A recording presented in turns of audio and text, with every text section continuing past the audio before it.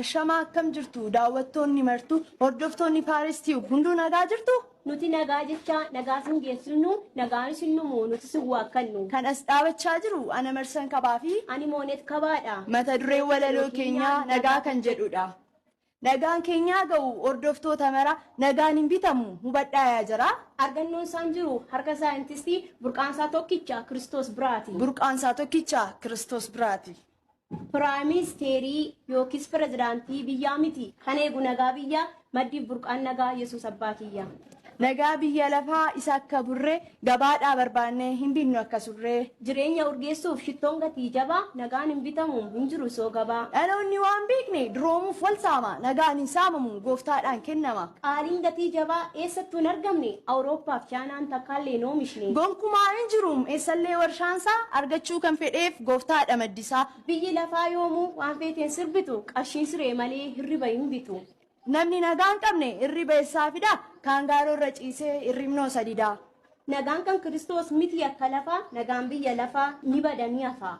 Nagaan dachee kanaa tasan barakatu yeroodhaaf maleessa waan turuun fakkaatu. Nagaan biyya lafaa irra keessa bareeda gaafatti adeemaan nama balleessu bareeda. Keessa dukkaneessaa ifa namatti baasa safuu yaa nagaa lafaa kamsheetu ba'eessa. Tasgabbiilleen qabu deemsi gooftaan alaa nagaa inni kennu guutuudha orjinaala. Abbaa konkolaataa taatus abbaa darbii Yesuusin alatti tasan qabdu gabii. Ati abbaa gamoo atis abbaa biillaa warqii uffattullee mataa hagamiillaa. Qabeenyiif gamoon kee sittoo isus nafa fudhattee adeemtu lafuma irratti hafa. Ogeessa fayyaa taatullee dooktara barattee fixxullee ogummicha mara. Beekamtii argattee seentus mana yaala innoo bu'aan qabu Kiristoosin dhala. Nagaan kan kennamu mooticha olii qofaan matumaan argamu mooticha lafarraan kan inni siif kennu tamallaashin qabu lafa jirtan hundaatti kun sinaa qaqqabu. Gooftichi kan kennu qabeenya dhokataa eenyumatu argee nama harkaa fudhata. Nagaan qabeenyadha qabeenya guddicha ergamoota danuun kan qabu eegicha.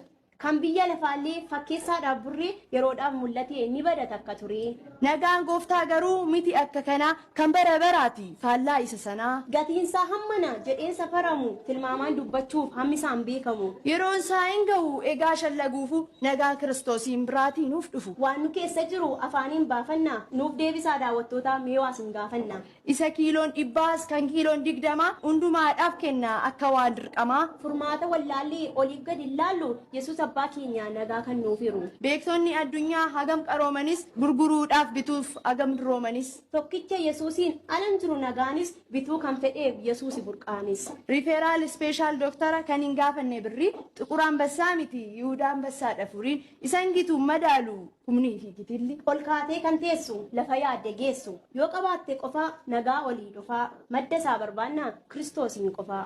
Tole isin eebbisu xumuruutiin dura. Xiqqaa guddaa keessan waaqni isin haa guddisu gaadaa jireenya keessanii waaqni afaan haa gombisu. Sin abaaruu dhufee isin haa eebbisu adda keessan laalee budaan haa uyyuusu. Bara kee guutummaa nagaa hin dhabiini dura malee booddee hin ta'iin. Hammeenyi fagaatee gaariin si haa argatu nagaa qabdu argee diinni si haa baqatu. Bara dukkanaa'u siif himni haa ba'u inni ati yaadde yaadniif karoorri kee galma siif haa ga'u. Boolli du'aaf qotan burqaa siif haa yaasu maseenaanuu dhufee sirkattaa lalisu. Gufuun sin ittiin bu'iin karaa nagaa kaadhaa humni sin hin bu'iin galaannumne baadhaa. Kan qabee sin dhaabu matumaan jiraatiin eebbi olii dhufu matumaa sin darbiin. Gara deemtan hundaatti aboof addargadhaa ayyaana jaabaasu dachaadhaan kaawwadhaa. Ofirra darbaatii warra dhabeef laadhaa hamtuun isin hin argiin waggaa kuma nyaadhaa. Mortuudhaa fi hamtuu isinirraa haa kaasu burqaan keessan bonaaf ganna isiniif haa lalisu. Barri dura keessanii kakuutti isin haa baasu gadi bu'aa keessan Yesuus ol siniif haa kaasu. Maarree hordoftoonni Paris Tube ofishaala Yesuus beekaadha dooktara ispeeshaala hordofuun dhiisinaa isin bobboo harsa. Follow subscribe godhaa jechuun kunoo dhaamsa. Like share